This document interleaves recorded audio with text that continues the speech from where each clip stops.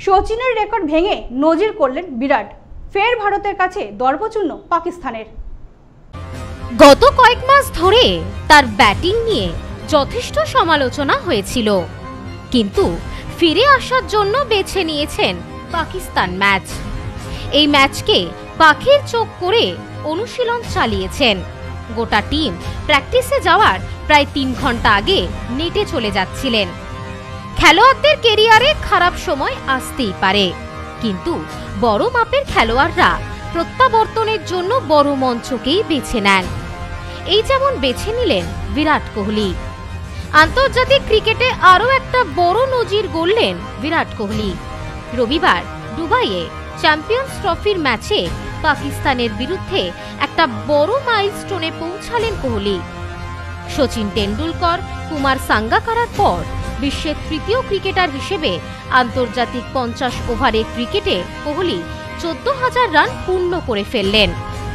এখানেই শেষ নয়, সচিন টেন্ডুলকরের রেকর্ড ভেঙে ওয়ানডে ক্রিকেটে দ্রুততম 14,000 ক্লাবে ঢুকে পড়লেন কোহলি।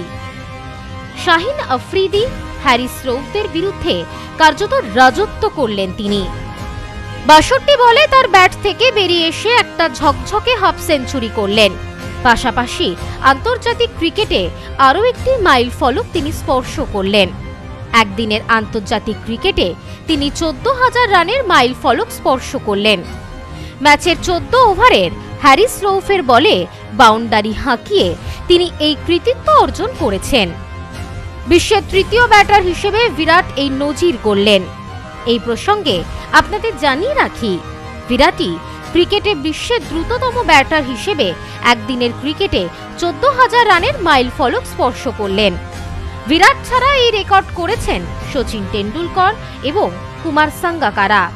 2006 সালে সচিন 350 ইনিংসে এই কৃতিত্ব অর্জন করেছিলেন, সেটাও ছিল পাকিস্তানের বিরুদ্ধে। তথ্য বলছে, তবে শুধু ব্যাট হাতেই নয়, ফিল্ডার হিসেবেও এদিন নয়া রেকর্ডের মালিক হয়ে গেলেন কোহলি।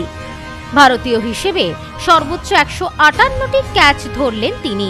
টপকে গেলেন মোহাম্মদ আজহারউদ্দিনের 156, সচিন টেন্ডুলকরের 140, রাহুল দ্রাবিড়ের 124 এবং সুরেশ রায়নাকে 102 রানে।